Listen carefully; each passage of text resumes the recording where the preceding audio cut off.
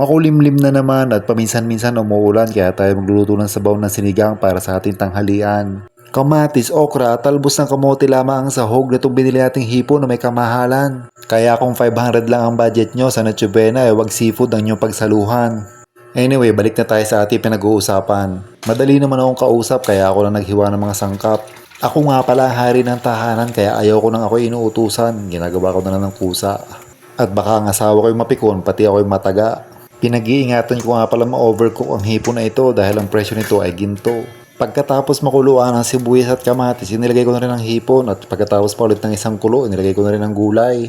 At syempre, yung talbos ng kamote, yung huli kong inilagay. Titikman natin syempre, baka naman ang lasa kong ginawa ay nakakaumay. Masarap din naman pala ang ulam na minekos-mekos ko. May kiss na naman ako sa asawa ko nito, sigurado. Sabi nga pag nagkamay ka at kinain mo ito, tulo ang sabaw sa siko. Tara, kain tayo mga pamangkin ko. Maghihigo pa na kami ng tita nyo.